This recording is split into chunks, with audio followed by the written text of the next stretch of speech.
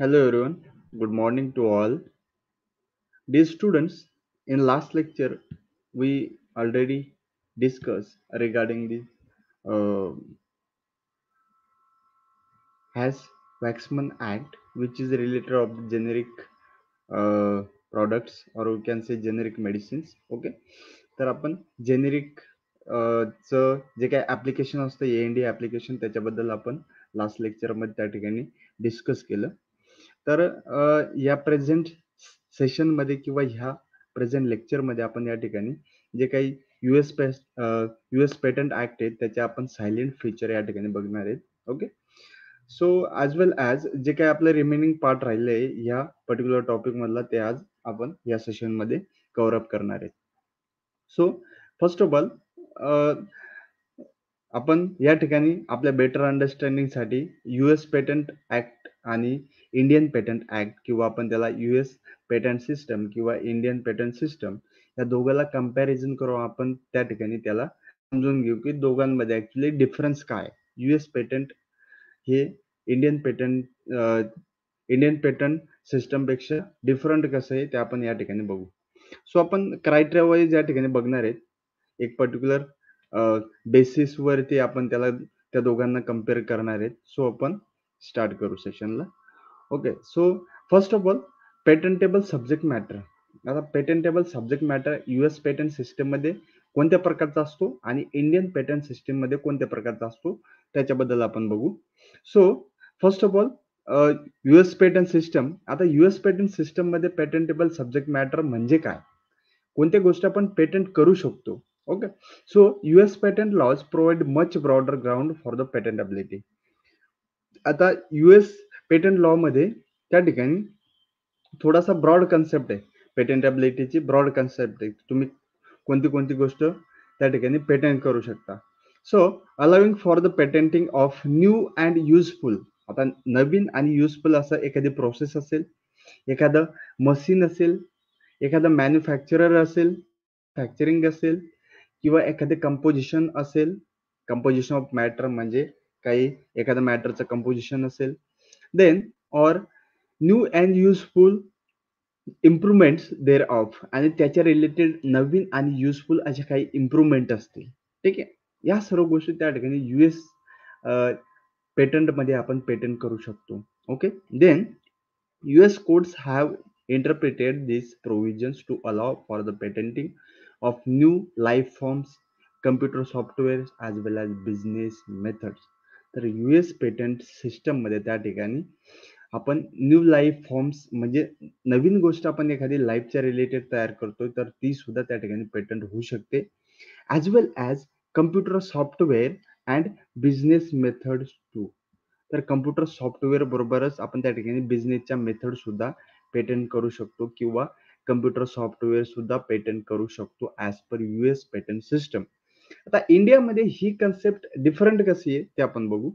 So in India, as was mentioned earlier, product protection for the pharmaceutical chemicals and food products was provided under 2005 Act. Okay, तर जे काही product patent आहे किंवा chemical आणि फूडच्या related जे काही पेटंट्स आहेत ते पेटंट त्या ठिकाणी 2005 2005चा जो काही ऍक्ट होता किंवा अमेंडमेंट होती त्याच्यामध्ये त्या ठिकाणी इंट्रोड्यूस करण्यात आला. त्याच्या आधी त्या ठिकाणी कोणत्या प्रकारचं ह्या टाईपमध्ये पेटंट अवेलेबल नव्हतं. Then however these provisions were tempered by the introduction of section 3D into the act which denied the protection to new forms. तर त्या ठिकाणी आता काही ज्या गोष्टी होत्या ज्या की सेक्शन 3D मध्ये मेन्शन केल्या आहेत तर अशा गोष्टी त्या ठिकाणी पेटंट होऊ शकत नाही. तर त्या कोणत्या कोणत्या, new forms properties of uses of non substance which did not enhance efficacy. अशा गोष्टी ज्या की इफिकसीला एनहान्स करत नाहीत अशा गोष्टी त्या ठिकाणी पेटंट होऊ शकत नाही as per section 3D. Okay, then other provisions of the act deny protection to plants, animal and essentially biological processes of their production or the propagation, business methods and computer programs and mental acts or the methods. तर त्या ठिकाणी याच्याच बरोबर other जे काही protection of plant आहेत, प्लांटच्या related असतील, ॲनिमलच्या related असतील, त्याच्यानंतर बायोलॉजिकल प्रोसेसेसच्या रिलेटेड असतील. Then production or the propagation of this particular, मग ते प्लांट असेल, ॲनिमल असेल किंवा बायोलॉजिकल प्रोसेसेस असतील, ते आपण त्या ठिकाणी पेटंट करू शकत नाही. त्याच्यानंतर बिझनेस मेथड पेटंट करू शकत नाही, कम्प्युटर प्रोग्राम पेटंट करू शकत नाही, आणि जे काही मेंटल रिलेटेड ऍक्ट असतील किंवा मेथड असतील त्या सुद्धा त्या ठिकाणी पेटंट करू शकत नाही. म्हणजे आपण या ठिकाणी ऑब्झर्व्ह करू शकतो, बघू शकतो, की जे काही इंडियन पेटंट सिस्टम आहे त्याच्यामध्ये रेस्ट्रिक्शन्स किती आहेत. ओके. आणि तेच जर समजा आपण युएस पेटंट सिस्टम बघितलं तर त्याच्यामध्ये त्या ठिकाणी किती डिफरन्स आहे, की कोणती गोष्ट तुम्ही त्या ठिकाणी पेटंट करू शकता. मग ती न्यू लाईफ फॉर्म असेल, कम्प्युटर सॉफ्टवेअर असेल किंवा बिझनेस मेथड असेल, एनिथिंग. ओके. तर हे झालं first basis, on the basis of the patentable subject matter. Second one is qualification for the invention. आता सेकंड महत्वाचा पॉइंट म्हणजे इन्व्हेन्शनची युटिलिटी. जे काही तुमचं इन्व्हेन्शन आहे त्या इन्व्हेन्शनचा यूज, तो यूज कोणत्या प्रकारे, त्या बेसिसवर त्या ठिकाणी जे काही युएस पेटंट सिस्टम आहे त्याचं कन्सेप्ट काय ते आपण बघू. So in the United State or we can say USA, the utility requirement is okay. So here also regarding of the utility requirement is a very liberal. तर त्या ठिकाणी आता लिबरल तर allowing for the patenting of an invention as long as it is useful. तर असं फक्त बघितलं जातं की हे जास्तीत जास्त त्या ठिकाणी यूज मध्ये येऊ शकतं. मग तो कोणत्याही यूज मध्ये येऊ शकतं. इंडस्ट्रियल यूजच पाहिजे असं काही नाही.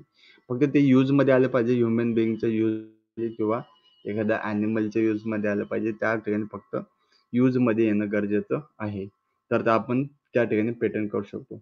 आणि तेच जर समजा इंडियात आपण बघितलं तर त्या त्या ठिकाणी युटिलिटी मध्ये आपण विचार केला तर स्पेसिफिकली त्या ठिकाणी जे काही इंडस्ट्रियल ॲप्लिकेशन आहे ते इंडस्ट्रियल ॲप्लिकेशन असणं कंपल्सरी आहे, मस्ट आहे. जर समजा इंडस्ट्रियल ॲप्लिकेशन नसेल तर त्या ठिकाणी त्याला पेटंट दिलं जात नाही. So industrial application is a must criteria. Okay. Then next one is obviousness. आता ऑब्वियसनेस काय आहे, as per USA patent system प्रमाणे आपण जर समजा बघायला गेलो तर ऑब्वियसनेस काय असेल, किंवा आपण त्याला म्हणतो नॉन ऑब्वियसनेस. ऑब्वियसनेस असायला नको, नॉन ऑब्वियसनेस असला पाहिजे. तर USA पेटंट सिस्टम त्या ठिकाणी सांगते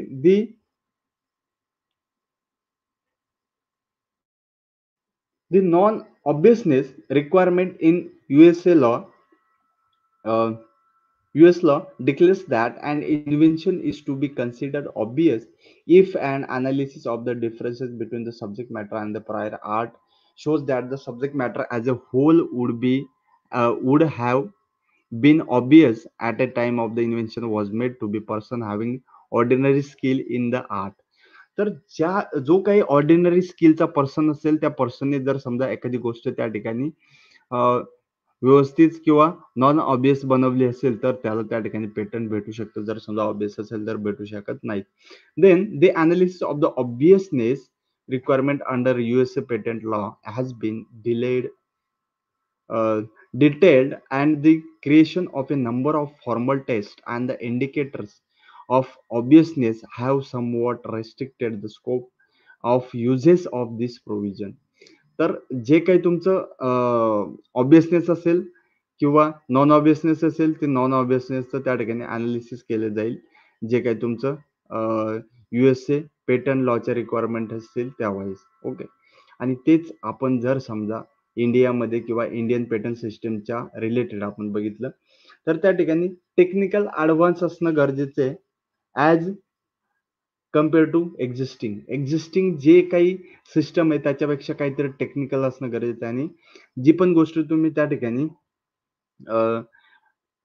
म्हणजे पेटंटमध्ये यूज करणार आहे ती गोष्ट त्या ठिकाणी नॉन ऑब्वियस असणं गरजेचं आहे. एखादी गोष्ट ऑब्वियस होते तर अशी गोष्ट होता कामा नये. ती नॉन ऑब्वियस असणं गरजेचं आहे, as well as inventive step असेल. नॉन ऑब्वियस आहे म्हणजे ऑलमोस्ट त्याच्यामध्ये इन्व्हेंटिव्ह स्टेप असू शकते. ओके. सो हा दोघांमधला त्या ठिकाणी फरक असू शकतो. Okay.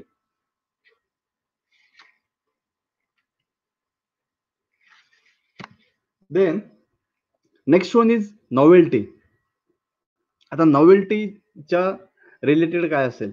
Novelty in case of the US patent system. According to US patent system, novelty म्हणजे काय की अशी गोष्ट जी त्या ठिकाणी कोणालाही माहित नाही, not known to the people in USA. आणि अदर अजून काही ज्या कंट्री असतील त्या कंट्रीमध्ये ते जे काही हे असेल ती गोष्ट माहीत असता कामा नये. ते त्या ठिकाणी किंवा एखादं पब्लिकेशनमध्ये त्याचा उल्लेख असता कामा नये. ती गोष्ट त्या ठिकाणी नॉवेल असेल. ओके. आणि तेच जर समजा इंडियामध्ये बघितलं तर ऑलमोस्ट म्हणजे जवळजवळ सेमच आहे की न्यू इन्व्हेन्शन असणं गरजेचं आहे आणि होल वर्ल्डमध्ये. पण इथं वर्ल्ड हा शब्द वापरलाय किंवा वर्ड वापरलाय की होल वर्ल्डमध्ये त्या ठिकाणी कोणाचंही अं, अं, कोणत्या ठिकाणी ते पब्लिकेशन झालेलं नसावं किंवा कोणालाही नोंद नसावं अशी गोष्ट म्हणजे नॉवेल. अशा गोष्टीचं तुम्ही त्या ठिकाणी पेटंट घेऊ शकता. Then next one is administrative provision. आता ऍडमिनिस्ट्रेटिव्ह प्रोव्हिजन्स काय असतील? The patent laws of the United States do not offer any provisions for the pre-grant opposition. All oppositions that may be raised by a third party must rise after the grant of application. तर main किंवा महत्वाचा जो काही अजून याच्यामधला मुद्दा असू शकतो तो म्हणजे ग्रँट ऑफ सॉरी अपोजिशन. तर USA पेटंट सिस्टम मध्ये त्या ठिकाणी प्री ग्रँट अपोजिशन अवेलेबलच नाहीये. त्या ठिकाणी फक्त पोस्ट ग्रँट अपोजिशन आहे. म्हणजे जे पण काही असणार आहे, जे पण काही आपल्याला अपोज करायचंय त्या पेटंटला आपण त्याला पेटंट ग्रँट झाल्यानंतर अपोज करू शकतो. आणि तेच इंडियामध्ये बघायला गेलं तर इंडियामध्ये त्या ठिकाणी प्री ग्रँट अपोजिशन आहे. म्हणजे ग्रँट होण्याच्या आधीच आपण त्याला अपोज करू शकतो.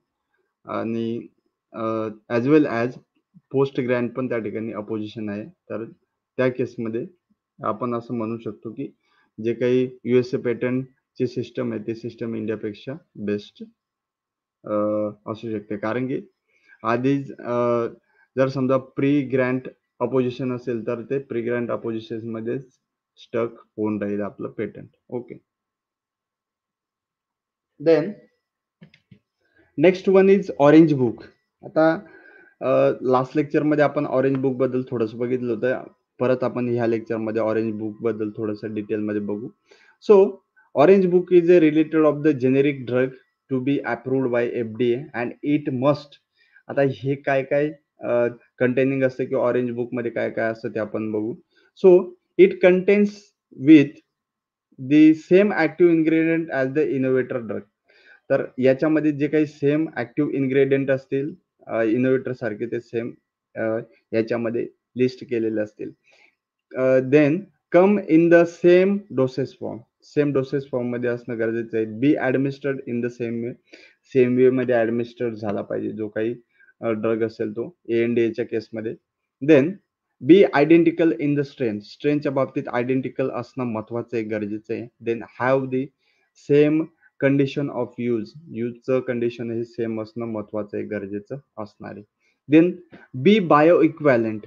ते बायो इक्वॅलंट असणं गरजेचं आहे. जसं किंवा ज्या प्रकारे इनोव्हेटर प्रॉडक्ट आहे त्या प्रकारे जेनेरिक प्रॉडक्ट पण असणं महत्वाचं आहे. Then meet the same standard for identity, strength, purity and the quality. तर जे काही स्टँडर्ड असतील त्या इनोव्हेटर प्रॉडक्टचे त्याच्यासारखे सेम टू सेम असणं त्या ठिकाणी मॅन्डेटरी बंधनकारक आहे. Then be manufactured under the same standard that FDA requires for the manufacture of the brand products. तर जे काही मॅन्युफॅक्चरिंगचे स्टँडर्ड असतील ॲज पर FDA ते सर्व स्टँडर्ड फॉलो करणं गरजेचं असेल. Then the publication of approved drug products with therapeutic bioequivalence evaluation जे आपण लास्ट लेक्चरमध्ये बघितलं. The list of the generic drug is commonly known as the Orange Book. जे काही लिस्ट असते त्या लिस्टला कॉमनली असं म्हणतात की This is a orange book. Okay.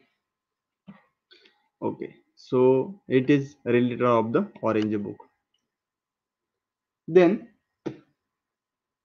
next part is content of ANDA and bioequivalence. आता bioequivalence साठी ANDA चं कंटेंट काय असतं ते आपण बघू, as well as bioequivalence study नेमका काय असतो ते आपण बघू. So an abbreviated new drug application contains data submitted to the FDA's Center for the Drug Evaluation and the Research Office of Generic Drug for review and ultimate approval of the generic drug product. तर ते जे काही approval असेल ते त्या ठिकाणी त्या बेसिसवर त्याला देण्यात येतं. ओके. जो काही डेटा त्यांनी सबमिट केला असेल. ओके. आणि तो तो तो डेटा त्या ठिकाणी जे काही center for the drug evaluation and the research office आहे त्या ऑफिसला सबमिट करणं महत्वाचं असेल. Then once NDA is approved, एकदा काही एनडीए त्या ठिकाणी अप्रूव्ह झालं, then an applicant may manufacture and market the generic drug product to provide a safe effective low cost alternative to the public. तर त्या ठिकाणी पब्लिकला स्वस्तात इफेक्टिव्ह लो कॉस्ट प्रॉडक्ट त्या ठिकाणी मिळू शकते. Then and generic drug product is the one is the one that is comparable to an innovator drug product in dosage form, strength, route of administration, quality, performance characteristic and intended use. तर ह्या बाबतीत सर्व बाबतीत ते जे काही generic product आहे ते इनोव्हेटर प्रॉडक्टच्या कंपॅरिझन मध्ये सेम असेल. Okay. Then all approved products, both innovator and generic, are listed in FDA's approved drug product with therapeutic equivalence evaluation, म्हणजेच orange book. Okay. Then generic drug application are termed as abbreviated because they are generally not required to include preclinical animal or the clinical human data to establish safety and effectiveness. तर जे काही ॲब्रिव्हेटेड new drug application काय म्हणतात, तर ॲब्रिव्हेटेडचा meaning होतो की शॉर्टमध्ये. So या ठिकाणी कोणत्या प्रकारचा क्लिनिकल आणि प्रीक्लिनिकल डेटा किंवा आपण म्हणू शकतो की प्रीक्लिनिकल आणि क्लिनिकल स्टडी होत नाही, त्याच्यामुळे ते फास्ट होतं. Then instead generic applicants must scientifically demonstrate that their product is equivalent, that is performed in the same manner as the innovator drug, त्याला म्हणता equivalent. Okay. Then one of the ways that the scientists use to demonstrate bioequivalence is to measure the time taken by the generic drug to reach the bloodstream in 24 to 36 healthy volunteers. त्या ठिकाणी 26 to 30 healthy volunteer मध्ये safety आणि efficacy आपण check करू शकतो. This will gives them the rate of absorption or the viability of the generic drug, which they can then compare to uh, that of the innovator drug. Then the generic version must deliver the same amount of active ingredient into a patient bloodstream in the same amount of the time as the innovator drug. त्यात जे काही generic drug असणार आहे ते drug same टायमाला त्या ठिकाणी release show करणं गरजेचं आहे. जसं की आपण त्या ठिकाणी इन व्हायओ त्या ठिकाणी आपण चेक केलेलं. ओके. लाईकवाईज. ओके. तर हे सर्व त्याच्यामध्ये येणं गरजेचं असेल, मॅन्डेटरी असेल किंवा इम्पॉर्टंट असेल असं आपण त्या ठिकाणी म्हणू शकतो. So remaining part we will see in next lecture. So thank you so much for being here. Thank you.